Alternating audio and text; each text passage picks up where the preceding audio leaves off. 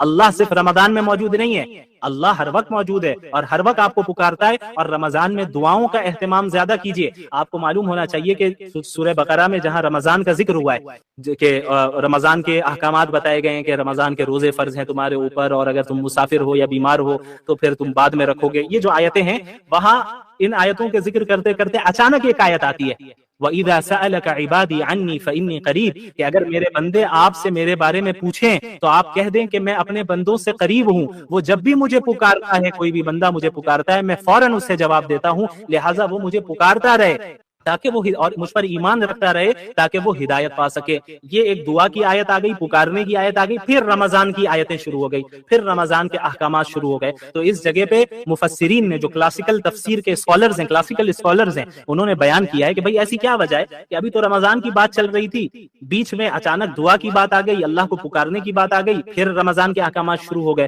مکمل رمضان کے احکامات ہی ہوتے، بیچ میں یہ آیت کیوں آئی؟ تو مفسرین نے یہاں نقطہ بیان کیا ہے کہ اللہ رب العالمین نے رمضان کے احکامات کے بیچ میں دعا کا ذکر کر کے یہ بتایا کہ رمضان میں دعاؤں کا اہتمام ہونا چاہیے، اور عام دنوں کے مقابلے میں اللہ رب العالمین رمضان کی دعاؤں کو زیادہ قبول کرتا ہے، اور قبولیت کی، ایکسپٹنس کی پاسبلٹی میں رمضان میں زیادہ سے زیادہ اضافہ ہو جاتا ہے۔ اور اللہ نے فرمایا اجیب دعوت الداع، کوئی بھی بندہ مجھے پکارتا ہے میں جواب دیتا ہوں۔ یا یہ نہیں کہا کہ کوئی عالم پکارے،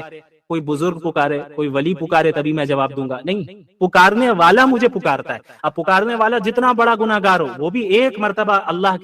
کو دل سے پکارے گا، اسی وقت اللہ رب العالمین جواب دیتے ہیں۔ تو یاد رکھیے رمضان کا مہینہ ایسا ہے جہاں اللہ نے رحمت کے دروازوں کو کھولا ہے اور آپ کو بلا رہا ہے، اللہ تیار ہے آپ کی مغفرت کرنے کے لیے اور آپ کو معاف کرنے کے لیے، بس انتظار ہمارے اور آپ کی توبہ کا ہے۔ ہم بس توبہ کر کے رجوع کر لیں، اللہ تو منتظر ہے، اللہ انتظار کر رہا ہے کہ یہ میرا بندہ اور میری بندی میرے پاس کب لوٹ کر آئیں، یہ واپس لوٹ کر آئیں۔ اور اتنی اپارچونٹیز ہماری دنیا میں، اس دنیا میں اللہ نے ہمیں دے رکھی ہیں، اگر ہم ان تمام اپارچونٹیز کو ضائع کر رہے ہیں تو پھر کیا حاصل ہے؟ کچھ حاصل نہیں ہے۔ پھر رمضان میں اتنی اپارچونٹیز ہیں، عام دنوں میں اللہ کے نبی نے کیا فرمایا صلی اللہ علیہ وسلم، وقت تھوڑا سا زیادہ ہو رہا ہے بس میں مکمل کروں گا، کہ عام دنوں میں رات کے آخری حصے میں اللہ رب العالمین بندوں کی طرف متوجہ ہوتا ہے اور کیا کہتا ہے، کوئی ہے پکارنے والا جو مجھے پکارے تو میں اسے دوں، کوئی ہے رزق مانگنے والا میں اسے رزق دوں، کوئی ہے مغفرت طلب کرنے والا میں اسے معاف کروں۔ یہ ہر رات ہوتا ہے، رمضان میں نہیں، ہر رات ہوتا ہے۔ اب آپ بتائیے پورے سال یہ اپارچونٹی ہمارے پاس ہوتی ہے، لیکن ہم میں کتنے ایسے ہیں جو اس اپارچونٹی کو، اس کا صحیح فائدہ اٹھاتے ہیں؟ غور کرنے کی بات ہے۔ اور پھر رمضان کی اپارچونٹی الگ سے دے رکھی ہے اللہ نے، رمضان کے پورے مہینے، صحیح روایت ہے، کئی محدثین نے اس روایت کو صحیح قرار دیا ہے کہ رمضان کے ہر دن اور ہر رات اللہ رب العالمین ایک بڑی تعداد کو جہنم سے نجات دیتا ہے۔ تو ہمیں اللہ سے ہر وقت امید لگائے رکھنی ہے، افطار کے وقت بھی جو ہے دعا کا اہتمام کرنا ہے۔ عموماً عورتوں کا کیا مسئلہ ہوتا ہے کہ مجبور بھی ہو جاتی ہیں بیچاری کہ انہیں پکوڑے تلنے میں وہ مصروف ہے، اس وقت دعا کا اہتمام نہیں ہو رہا ہے۔ تو گھر والوں کو بھی سمجھنا چاہیے، مردوں کو بھی ان چیزوں کو میں کوپریٹ کرنا چاہیے کہ یہ مہینہ کھانے پینے کا نہیں ہے۔ ہاں جتنا آپ کر سکے اچھی بات ہے، لیکن ہر ایک کو عبادت کرنے کی توفیق دے، ایک دوسرے کا ہیلپ کرے۔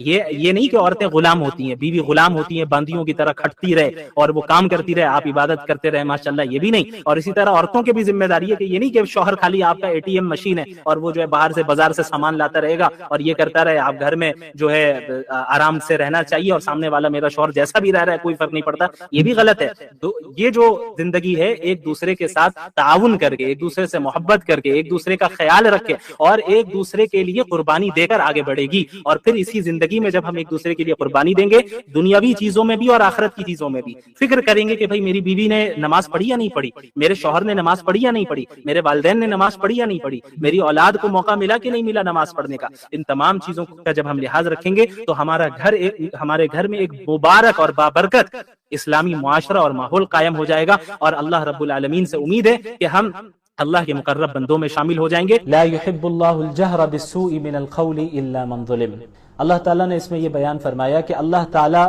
کسی کی برائی کرنے کو پسند نہیں کرتا، یعنی اللہ تعالیٰ غیبت کو پسند نہیں کرتا، اور کوئی کسی کی برائی بیان کرے اللہ تعالیٰ اس کو پسند نہیں کرتا، الا من ظلم، سوائے اس شخص کے جو مظلوم ہو۔ یعنی ایک مظلوم اگر اپنے ظلم کی داستان کسی کو سنا رہا ہے یا مثلا جو ظالم اس پر ظلم کر رہا ہے اس ظالم کی شکایت وہ مظلوم کسی سے کر رہا ہے تو یہ غیبت میں داخل نہیں ہے، بلکہ یہ مظلوم کا حق ہے کہ وہ حق کے لیے آواز اٹھائے، کہ اس پر جو ظلم ہو رہا ہے اور جو زیادتی ہو رہی ہے اس کے خلاف وہ آواز اٹھائے، اور اس آواز اٹھانے میں وہ اگر ظالم کی برائی بیان کر رہا ہے اور اس نے جو ظلم و زیادتی اس پر ڈھائی ہے اس کو بیان کر رہا ہے تو یہ چیز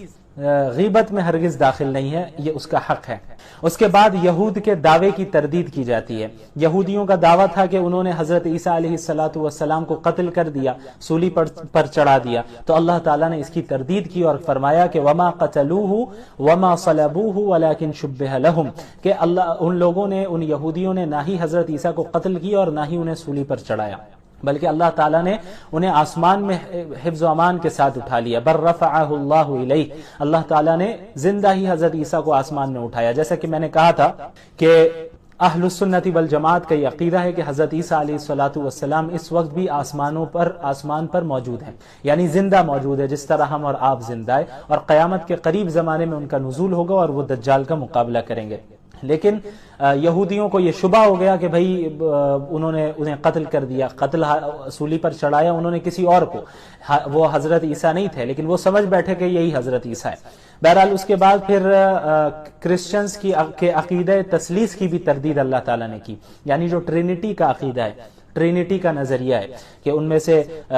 بعض فرقوں کا یہ کہنا ہے کہ العیاذ باللہ اللہ تعالیٰ کے 3 اجزاء ہیں، ایک جز فادر کا ہے، ایک جز ہولی اسپرٹ کا ہے اور دوسرا جز حضرت عیسیٰ کا ہے، اور ان تینوں کے مجموعے کا نام گاڈ ہے، خدا ہے، العیاذ باللہ۔ تو اللہ تعالیٰ نے منع کیا اور اس کی تردید کی، ولا تقولوا ثلاثہ، ٹرینٹی کے عقیدے کے قائل نہ ہو، عقیدہ تثلیث کے قائل نہ ہو، اللہ صرف ایک ہے، اور اللہ کی ذات اس چیز سے پاک ہے کہ وہ کسی کو بیٹا بنائے یا اپنا شریک بنائے۔ بہرحال اس میں حضرت عیسیٰ علیہ السلام کے متعلق ہی پھر اس صورت میں ذکر ہوتا ہے۔ پھر اس کے بعد کلالہ کی میراث کا حکم ہے۔ کلالہ ایسے شخص کو کہتے ہیں جس کی کوئی نہ اولاد بھی نہ ہو اور والدین بھی نہ ہو، تو اب اس کی وراثت کا کیا کیا جائے گا، اس کی تفصیلات بتائی جا رہی ہے کہ ایک بہن ہو تو اسے نصف دیا جائے گا، یعنی جو کچھ بھی وہ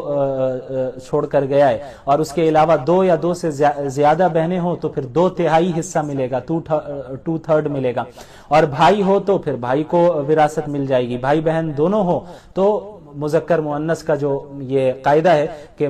بھائی کو، بیٹے کو یعنی لڑکے کو دگنا ملے گا لڑکی کے مقابلے میں، کیونکہ فائنینشیل جو ذمہ داری ہے وہ اللہ تعالیٰ نے لڑکوں پر دی ہے، عورتوں پر نہیں دی ہے، تو اس لیے مردوں کو دگنا دیا جاتا ہے، لڑکے کو دگنا دیا جاتا ہے اور اس کے مقابلے میں آدھا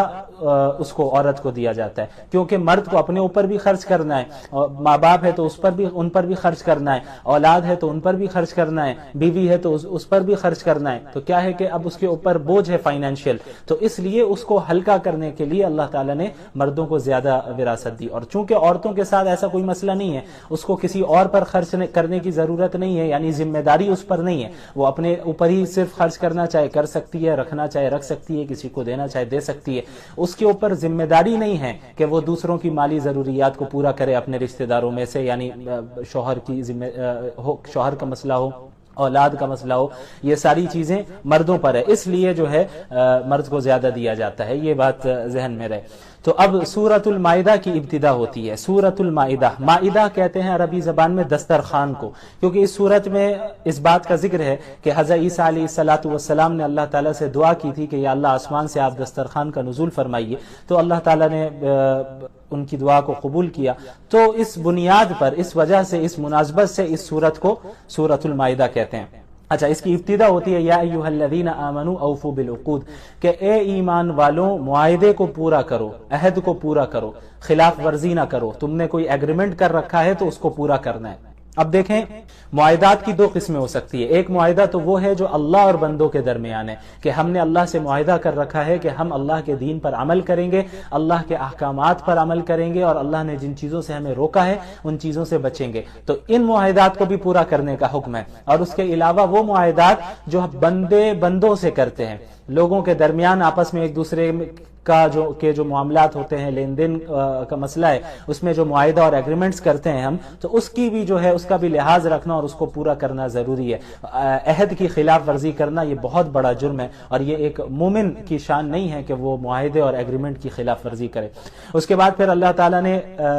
بعض ایسی چیزوں کا ذکر کیا جو کہ اللہ تعالیٰ نے حرام قرار دیا ہے، جیسے حرمت علیکم المیتہ والدم ولحم الخنزیر وما اہل لغیر اللہ بہ۔ اللہ نے فرمایا کہ مردار، ایسا جانور جو مر گیا ہو بغیر ذبح کیے، جو مردار ہو، اس کو کھانا جائز نہیں ہے، وہ حرام ہے۔ اس کے علاوہ جو بہتا ہوا خون ہو، بہنے والا خون ہو، وہ بھی حرام ہے، اس کو آپ نہیں استعمال کر سکتے۔ اسی طرح خنزیر کا گوشت بھی حرام ہے۔ اسی طرح وہ جانور جس پر اللہ کے سوا کسی کا نام لیا گیا ہو، غیر اللہ کے نام سے ذبح کیا گیا ہو، تو اس جانور کو بھی کھانا جائز نہیں ہے۔ اس کے علاوہ وہ جانور جس کو گلا گھونٹ کر مار دیا گیا ہو، ہلاک کر دیا گیا ہو، اس کو بھی کھانا جائز نہیں ہے، وہ بھی حرام ہے۔ اس کے علاوہ ایسا جانور جو سخت ضرب کے ذریعے مرا ہو، یعنی چوٹ لگی ہو بہت تیز اس کو، اس وجہ سے وہ ہلاک ہو گیا، مر گیا، تو پھر ایسا جانور بھی کیا ہے، حرام ہے، کھانے کی اجازت نہیں ہے۔ پھر وہ جانور جو اوپر سے گر کر، لڑک کر گرا ہو اور لڑکتا ہوا گر کر مر گیا ہے، تو ایسا جانور بھی وہ ہے جس کو کھانا جائز نہیں ہے، حرام ہے۔ اس کے علاوہ وہ جانور جس کو کسی درندے نے کھایا ہو، زخمی کر کے پھاڑ دیا ہو اور پھر وہ مر گیا ہو، تو پھر ایسے جانور کو بھی کیا ہے کہ کھانا جائز نہیں ہے۔ ہاں، حالت اضطرار میں، یعنی ایسی صورت آپ کے سامنے آ گئی کہ اب یہی مردار ہیں یا یہی ایسی قسم کے جانور ہے اور آپ کے علاوہ کھانے کو آپ کے پاس کچھ نہیں ہے اور آپ بالکل مرنے کے قریب ہیں، تو جان بچانے کے لیے بقدر ضرورت حرام چیز سے یعنی اس کو استعمال کیا جا سکتا ہے، لیکن اتنا ہی استعمال کیا جا سکتا ہے جس سے آپ کی جان بچے، بس۔ اور اس کی اجازت ہے صرف جان بچانے کے لیے، یعنی اس کے علاوہ آپ کے پاس اور کوئی آپشن نہیں ہے، تب اللہ نے اس کی اجازت دی۔ اس کے بعد ایک بہت ہی اہم آیت ہے جس میں اللہ نے تکمیل دین کا اعلان کیا ہے۔ اللہ تعالیٰ نے فرمایا کہ الیوم اکملت لکم دینکم واتممت علیکم نعمتی ورضیت لکم الاسلام دینا، کہ آج ہم نے تم پر اس دین کو مکمل کر دیا ہے اور اپنی نعمت کو تم پر مکمل کر دیا ہے، اور تمہارے لیے اسلام کو ایز اے ریلیجن میں نے پسند کر لیا ہے، ایز اے دین ہم نے سیلیکٹ کر لیا ہے۔ یعنی اس آیت کا جو نزول ہوا آپ کو معلوم ہونا چاہیے، یہ عرفات، میدان عرفات میں اس آیت کا نزول ہوا، اور احکام کے اعتبار سے سمجھیں کہ آپ یہ آخری آیت ہے، اس کے بعد کوئی نیا حکم نازل نہیں ہوا اور کوئی چیز منسوخ نہیں ہوئی۔ اس میں یہ اللہ تعالیٰ نے بتایا کہ آج کے دین آپ پر مکمل ہو گیا ہے، مسلمانوں آپ سب پر مکمل ہو گیا۔ تو اس کا مطلب یہ ہوا کہ اب اس دین میں حذف و اضافے کی گنجائش نہیں ہے، اس دین سے کسی چیز کو اب نکالا نہیں جا سکتا اور کسی باہر کی چیز کو اس دین میں ایڈ نہیں کیا جا سکتا۔ یعنی جس طرح رسول اللہ صلی اللہ علیہ وسلم پر یہ دین مکمل ہو گیا، صحابہ کے زمانے میں یہ دین مکمل ہو گیا، اسی کو فالو کرنا ہوگا۔ اس میں کسی حکم کو ہم ایڈ بھی نہیں کر سکتے اور کسی حکم کو ہم ختم بھی نہیں کر سکتے۔ ختم کرنا تو دور کی بات ہے، وہ تو کوئی سوال ہی نہیں ہے۔ اس کے علاوہ بدعات سے بھی بچنے کی جو ہے ہمیں اس سے ہمیں پتہ چل جاتا ہے کہ جب اللہ نے دین کو مکمل کر لیا تو بعد میں الگ سے ہم کوئی چیز بنا کر اسے دین کا حصہ بتائے، یہ بات غلط ہے، کیونکہ جب اللہ نے دین کو مکمل کر دیا تو اب کسی چیز کو ایڈ کرنے کی اس میں ضرورت نہیں ہے۔ اس کے بعد اللہ تعالیٰ نے مسلمانوں کو حکم دیا کہ ہمیشہ عدل و انصاف سے کام لینا، یا ایھا الذین آمنوا کونوا قوامین للہ شہداء بالقسط، کہ ہمیشہ جب بھی فیصلہ کرو، جب بھی کوئی کام کرو تو پھر وہ عدل و انصاف کے ساتھ کرنا، اور ایسا نہ ہو کہ دشمنی کی بنیاد پہ تم عدل و انصاف کے خلاف کام کر رہے ہو، دوستی کی بنیاد پہ عدل و انصاف کے خلاف کام کر رہے ہو، نہیں، کوئی بھی مسئلہ ہو عدل و انصاف کو تھامے رکھنا۔ اس کے بعد یہود و نصارہ کے ایک دعوے کی تردید کی جاتی ہے، وقالت الیہود، آیت نمبر 18 سورہ مائدہ، وقالت الیہود والنصارى نحن ابناء اللہ واحباؤہ، یہود و نصارہ کہتے ہیں ہم تو اللہ کے بیٹے ہیں، اللہ کے محبوب ہیں۔ یہود و نصارہ کا بڑا دعویٰ تھا یہ بنی اسرائیل کا کہ چونکہ ہمارے یہاں انبیاء بہت کثرت سے بھیجے گئے ہیں، ہم انبیاء کی اولاد ہیں، اس لیے اللہ تعالی ہم سے ناراض نہیں ہوگا، یعنی اگر ہم نے کوئی غلطی کی بھی تو اللہ تعالی ہم سے ناراض نہیں ہوگا، ہم تو اللہ کے محبوب بندے ہیں، ہم اللہ انبیاء کی اولاد ہیں۔ تو اللہ تعالی نے ان کے عقیدے کی تردید کی، ایسا نہیں ہوگا۔ کامیاب صرف وہ ہوگا جس کے عقائد درست ہوں گے اور اعمال درست ہوں گے، یعنی انبیاء کی اولاد میں سے ہو جانا یہ کافی نہیں ہے، بلکہ ایمان اور اعمال صالحہ کا ہونا ضروری ہے، عقائد کا درست ہونا اور اعمال کا درست ہونا یہ بہت ضروری ہے، اس کے علاوہ نجات ممکن نہیں ہے۔ اس کے بعد آیت نمبر 27 میں آئیے، وَاتْلُ عَلَيْهِمْ نَبَأَ ابْنَيْ آدَمَ بِالْحَقِّ، اس میں حضرت آدم علیہ السلام کے دو بیٹوں کا ذکر ہے، حابیل اور قابیل کا۔ حضرت آدم علیہ السلام کی جب اولاد پیدا ہوتی حضرت حوا سے تو وہ جڑوا اولاد پیدا ہوا کرتی تھی، یعنی ایک بیٹا اور ایک بیٹی ایک ساتھ پیدا ہوتے. تو یہ جو ایک ساتھ پیدا ہو رہے ہیں ان کا آپس میں نکاح کرنا جائز نہیں تھا. یہ حقیقی بھائی بہن سمجھے جاتے تھے حضرت آدم کی شریعت کے اعتبار سے. اور پھر اگلی بار جب حمل سے دوسری اولاد پیدا ہوتی اور ایک بیٹا اور ایک اور بیٹی ساتھ میں ایک ساتھ پیدا ہوتی تو پہلی اولاد کا اس اولاد کے ساتھ نکاح کرنا جائز تھا. یعنی جو دو ایک ساتھ پیدا ہو رہے ہیں لڑکا اور لڑکی وہ ان آپس میں نکاح نہیں کر سکتے تھے. اب جو بعد میں پیدا ہو رہے ہیں ان کے ساتھ ان کا نکاح ہوتا تھا حضرت آدم کی شریعت میں. تو جو یہ قابیل تھا، قابیل کے ساتھ جو لڑکی پیدا ہوئی تھی وہ زیادہ خوبصورت تھی. قابیل کے ساتھ جو لڑکی پیدا ہوئی تھی وہ زیادہ خوبصورت تھی، لیکن اصول کے اعتبار سے قابیل اس لڑکی سے نکاح نہیں کر سکتا تھا کیونکہ وہ ساتھ میں پیدا ہوئے ہیں اور وہ حقیقی بھائی بہن ہوئے. اب جو حابیل ہیں اور ان کے ساتھ جو لڑکی پیدا ہوئی اس لڑکی سے قابیل کا نکاح ہوتا اور قابیل کے ساتھ جو لڑکی پیدا ہوئی اس کا نکاح حابیل سے ہوتا. لیکن قابیل کو یہ بات پسند نہیں آئی کہ حابیل کا نکاح اس سے کیسے ہوگا، مجھے یہ لڑکی پسند ہے، مجھے اس سے نکاح کرنا ہے. تو معاملہ بہت زیادہ حد سے آگے بڑھا. پھر آخر میں کیا ہوا کہ قابیل نے حابیل کو قتل کر دیا اور یہ جو ہے اس روئے زمین کا سب سے پہلا قتل تھا. یہ مختصراً میں نے ذکر کیا. اس کے بعد پھر چند سزاؤں کا ذکر ہے کہ جو جرائم بعض لوگ کرتے ہیں ان کی سزا کیا ہو. اسی طرح چوری کی سزا والسارق والسارقة فاقطعوا أيديهما، آیت نمبر 38، والسارق والسارقة فاقطعوا أيديهما جزاء بما كسبا نكالا من الله، کہ جو چور ہو چاہے مرد ہو یا عورت اس کے ہاتھ کو کاٹا جائے گا. اب بظاہر اس پر اعتراض کیا جاتا ہے کہ بھئی یہ تو اتنا سخت قانون ہے. اچھا یہ بھی یاد رہے کہ ایک اسپیسیفک اماؤنٹ ہے، اس اماؤنٹ کے برابر یا اس سے زیادہ اگر چوری کر رہا ہے تبھی یہ سزا نافذ ہوگی، اس سے کم میں نہیں. اس کے علاوہ چوری بھی ایسی ہو کہ آپ نے کسی محفوظ جگہ سے چوری کیا ہو، یعنی چلتے پھرتے راستے سے ہاتھ سے کوئی چیز چھین کر لے جائے تو یہ سرقہ میں داخل نہیں ہے، بلکہ کوئی چیز آپ نے محفوظ جگہ پہ رکھا ہے، اس چیز کو رکھا ہے اور پھر چور آئے اور پلاننگ کے ساتھ وہاں سے نکال کر لے کر چلا جائے تو یہ چوری ہے اور اس پر جو ہے حد نافذ ہوگی ہاتھ کٹنے کی. تو بعض لوگ اعتراض کرتے ہیں کہ بھائی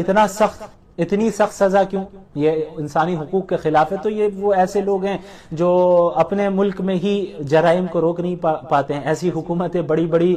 حکومتیں ہیں جو اپنے کنٹریز میں جرائم کو روک نہیں پاتی ہیں، وہ کیونکہ ان کے یہاں اتنی آزادی دی گئی کہ وہ جرائم کا جو ریشو ہے وہ بڑھتا ہی چلا جا رہا ہے. اسلام نے ان لاز کو یقیناً سخت رکھا ہے اور سخت رکھنے کی وجہ ہی یہ ہے کہ جرائم پر قابو پایا جائے. یعنی اگر سزا سخت نہیں ہوگی تو کیسے جرائم پر آپ قابو پائیں گے. اب مثلا یہ ہاتھ کاٹنے کا مسئلہ ہے تو ایسا نہیں ہوگا اگر آپ اسلامی حکومت کو دیکھیں، کہیں اسلامی حکومت قائم ہو جائے اور وہاں پہ یہ ہاتھ کاٹنے کا بھی جو ہے یہ سزا بھی نافذ ہو جائے تو ایسا نہیں ہوگا کہ آپ دیکھیں گے کہ ہر گھر میں کسی کا ہاتھ کٹا ہوا ہی ہے. ایسا نہیں ہوتا، بلکہ ہاتھ کٹتا ہے کسی ایک دو چور کا ہی اور پورا ملک باز آ جاتا ہے. مقصد یہی ہے کہ سزا ایک دو پر نافذ ہوگی لیکن سزا اتنی سخت ہو کہ جو چور ہے وہ چوری کرنے کا ارادہ ہی چھوڑ دے. یہی اصل مقصد ہے سزاؤں کا. بہرحال اس کے بعد پھر یہود و نصارہ سے دلی دوستی کی ممانعت کی گئی کہ یا ایھا الذین آمنوا لا تتخذوا اليہود والنصارى اولیاء، کہ اے ایمان والو یہود و نصارہ کے ساتھ دلی دوستی نہ کرو. جیسا کہ پہلے بھی گزرا، میں نے اس کی تفصیل بتائی کہ ظاہری جو رکھ رکھاؤ کے لیے تعلق ہونا چاہیے وہ رکھ سکتے ہیں اور ان کے ساتھ حسن سلوک کے ساتھ ہی پیش آنا ہے اگر وہ ایسے ہیں جو اسلام کے خلاف سازش نہیں کر رہے ہیں. عام جو نان مسلمز ہیں ان کے ساتھ اچھی طرح پیش آنا ہے، ان کی مدد بھی کرنی ہے، انہیں دین کی دعوت بھی دینی ہے، سب اپنی جگہ پر. لیکن غیر مسلموں کے ساتھ جو دلی تعلق ہوتا ہے، جو دلی دوستی ہوتی ہے، یہ رکھنا جائز نہیں ہے. اس کے بعد مرتدین کا ذکر ہے. مرتد کسے کہتے ہیں؟ جو اپنے دین سے پھر جائے، یعنی اسلام لے آیا، ایمان لے آیا، بعد میں وہ پھر ایمان سے پھر گیا، اسلام سے پھر گیا اور کسی دوسرے مذہب کو اختیار کر لیا اس نے، یا ایتھیزم کو اختیار کر لیا، تو ایسے شخص کو مرتد کہتے ہیں. ان کے متعلق اللہ تعالیٰ نے صراحتاً فرما دیا یا ایھا الذین آمنوا من یرتد منکم عن دینہ فسوف یأتی اللہ بقوم یحبهم ویحبون اذلۃ علی المؤمنین عزۃ علی الکافرین، کہ اے ایمان والو تم میں سے کوئی بھی اپنے دین کو چھوڑ کر اگر پھر جائے گا تو اللہ تعالیٰ ان کے بدلے میں ایک ایک ایسی قوم کو کھڑا کر دے گا جو اللہ سے محبت کرے گی اور اللہ بھی ان سے محبت کریں گے۔ کیا مطلب کہ اگر تم میں سے کوئی دین کو چھوڑ کر چلا جا رہا ہے تو پھر اس سے آپ اسلام کو کوئی نقصان نہیں پہنچا رہے، اس سے آپ اللہ تعالیٰ کو ہرگز کوئی نقصان نہیں پہنچا رہے۔ اگر آپ اسلام سے پھر جا رہے ہیں تو آپ محض اپنا نقصان کر رہے ہیں اور کسی کا نہیں، اور آپ چلے جائیں گے تو آپ کو کیا لگ رہا ہے کہ اللہ کا اور کوئی نہیں ہے آپ کے سوا۔ آپ دین سے پھر جائیے، اللہ تعالیٰ ایسی قوم کو کھڑا کر دے گا جو آپ سے زیادہ دین پر عمل کرنے والی ہوگی اور اللہ سے محبت کرنے والی ہوگی، وہ اللہ تعالیٰ ان سے محبت کرنے والا ہوگا اور اللہ کے دین پر عمل کرتے ہوئے انہیں کسی کی ملامت کا خوف نہیں ہوگا کہ بولنے دو جو بول رہے ہیں، ہم تو اللہ کے دین پر عمل کرتے رہیں گے۔ تو یہ بات ذہن میں رہے۔ اس کے بعد آپ صلی اللہ علیہ وسلم کو تبلیغ دین کی تاکید کی جا رہی ہے کہ یا ایھا الرسول بلغ ما انزل الیک من ربک، اے اللہ کے رسول صلی اللہ علیہ وسلم، آپ پر جو کچھ نازل ہو رہا ہے آپ کے رب کی جانب سے اس کی تبلیغ کیجئے، اسے لوگوں تک پہنچائیے۔ اور اللہ تعالیٰ کو، اللہ کے نبی کو یہ بھی تسلی دی گئی کہ آپ کو کفار سے گھبرانا نہیں ہے، آپ دعوت کا کام کرتے رہیے، کفار سے حفاظت اللہ آپ کی فرمائے گا، لوگوں سے حفاظت اللہ آپ کی فرمائے گا، آپ کو اس کی فکر نہیں کرنا ہے، آپ محض اللہ کے دین کا کام کرتے رہیں اور دعوت و تبلیغ کا کام کرتے رہیں۔ اس کے بعد پھر اس پارے کے آخر میں اللہ تعالیٰ نے ایک بہت ہی اہم بات ارشاد فرمائی، لَتَجِدَنَّ أَشَدَّ النَّاسِ عَدَاوَةً لِلَّذِينَ آمَنُوا الْيَهُودَ وَالَّذِينَ أَشْرَكُوا، کہ آپ اے ایمان والو دیکھو، دشمن تو تمہارے یہود بھی ہیں، یعنی